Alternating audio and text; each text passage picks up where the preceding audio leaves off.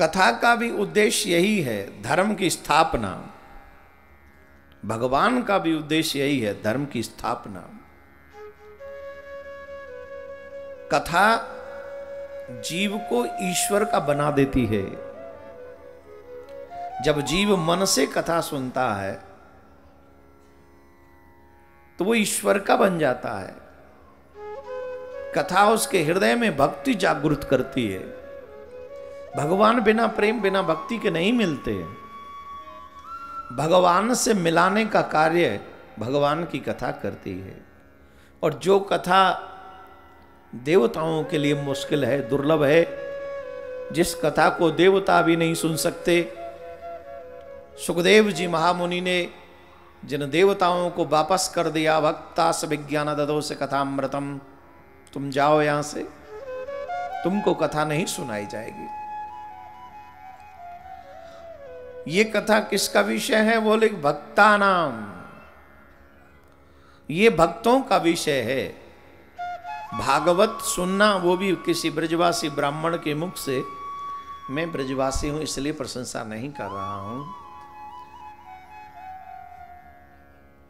कोई भी ब्रजवासी ब्राह्मण अगर आपके मध्य कथा कहे तो आपका भाग्य और कई गुना बढ़ जाता है।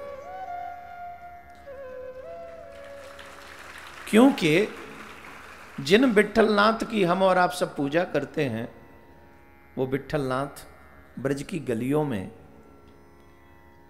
दौड़ दौड़ के बड़े हुए हैं। ब्रजवासियों की गाली खा खा कर बड़े हुए हैं। ब्रजवासियों की झूठी रोटी खा खा के बड़े हुए हैं। भगवान में और भगवान के भक्तों में कतई अंतर नहीं करना चाहिए। जो अंतर करता है वो भगवान से मिलने के लायक नहीं, उपयुक्त नहीं। जब भगवान के भक्त आए तो हमें भगवान सरीका ही उनका, वो भगवान अपने को कहें वो गलत है, लेकिन आप उन्हें भगवान न माने तो ये भी गलत है। क्या करें? बोले जैसे भक्त भगवान की सेवा करते हैं वैसे भक्तों की सेवा करनी चाहिए, उनका आदर करना चाहिए, उनका सत्कार करना चाहिए।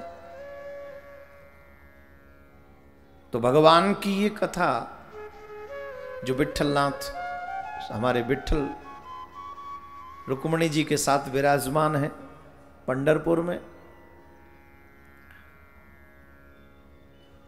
वो पंढरपुर वाले विट्ठल ब्रज की गलियों में ब्रज की गोपियों की झूठन खा खा कर, ग्वाल वालों की गालियां खा खा कर, मैया यशोदा के हाथ से पिटाई खा खा कर बड़े हुए हैं। तो उन विट्ठल भगवान के मध्य में उनकी कृपा से हमें यहां कथा प्राप्त है। और इस कथा में पहुंचकर हम अपना सौभाग्य बढ़ा सकते हैं।